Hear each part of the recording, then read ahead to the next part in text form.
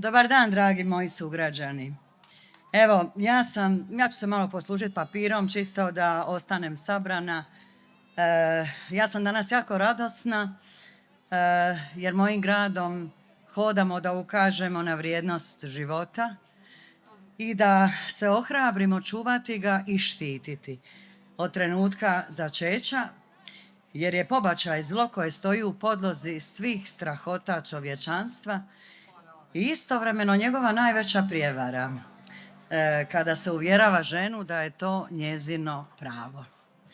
Takozvani pro-choice pokreti bave se samo jednom stranom priče, zavaravajući žene govorima o njezinom pravu na slobodu izbora. Ali nitko im ne govori gdje je granica te slobode, a istovremeno im skrivaju istinu o posljedicama izbora, a o tome se jako malo ili ni malo priča. Pa evo mog malog doprinosa toj drugoj strani priče. Osobno mislim da je jako važno kako gledamo na čin pobačaja.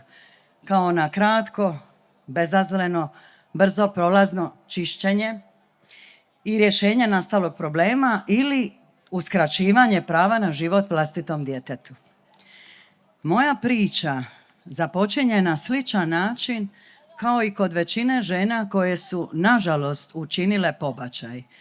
A to je da sam ostavljena sama u odluci za život i odjednom dotadašnji partnerski odnos prestaje to zapravo biti.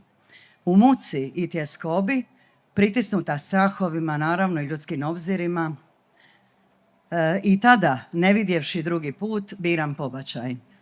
Odmah po pobačaju osjetila sam jaku potrebu za opravdavanjem istog čina, sve sam duboko sakrila, zatvorila u sebi, za sve sam našla krivce, odgovorne i vratila svoj život u kolotečinu.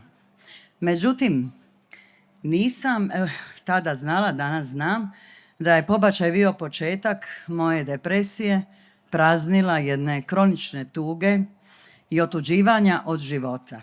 Osjećala sam se bijedno, povrijeđeno, posramljeno, sa jednim jakim osjećajem krivnje.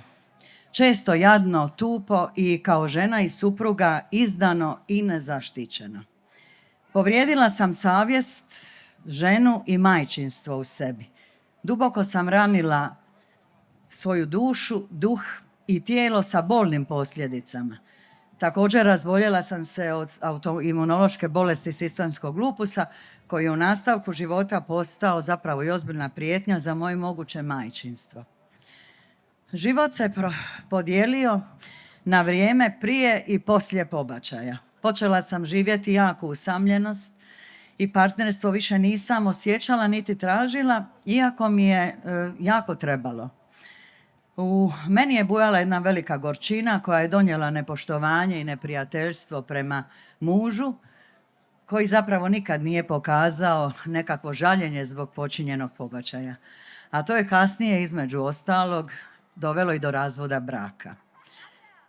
Ostvareno majčinstvo, rođenje moje kćeri, svakako je donijelo veliku radost i ispunjenje, ali me u isto vrijeme iznenadio i osjećaj nedostojnosti i posramljenosti i trebalo mi je vremena da te osjećaje povežem sa učinjenim pobačajem. Mučila sam se sa oprostom sebi i konačno proživjela jednu snažnu, duboku, ali i pročišćujuću bol zbog tog učinjenog pobačaja i tada kad sam sebi osvijestila strahotu tog svog izbora, prepoznala sam se u jednoj nekad pročitanoj i dobro zapamćenoj rečenici da sam se živa zakopala u otvoreni grob sa svojim usmrćenim djetetom i to vlastitim izborom. Ne moram niti kazati koliko sam puta, plačući, zamnjištala lice moga djeteta, maštala o tome kako bi cijeli život bio drugačiji da sam rodila svoje dijete. Nemiri, trauma, vraćanja na sam događaj, užas zbog spoznaje o boli koju je dijete osjećalo prigodom zahvata i kako se raspadnem kad čujem pjesmu Dopusti mu, naravno dopusti mu da živi, i kako jako na svom srcu osjećam i nosim znak o kojem pjevaju Indeksi u svojoj pjesmi Bacila je sve niz rijeku. Dragi prisutni, djeluje strašno, ali i je strašno, i to je pustoš u životu obilježenom pobačajem. I drama savjesti, kako je pobačaj nazvao profesor Matulić, jer su njegove posljedice suštinske i duboke. O ovome se ženi ne priča, puni joj se glava pravima, izborima. Problem lako i brzo rješiv, i čemu ugroziti karijeru, slobodu bez odgovornosti i ne dao Bog ljepotu tijela neželjenom trudnoćom. Upravo zbog toga što je pobačaj usmrćivanje vlastitog djeteta sa teškim posljedicama, žene izbjegavaju o tome i misliti i govoriti, a trebale bi. Ja vrijeme ne mogu vratiti, svoje izbore ne mogu promijeniti, ali mogu i želim svjedočiti za život i spas nerođene djece, jer je život dragocjeni dar i ma kako kad izazovan bio, uvijek je blagoslov. Hvala vam.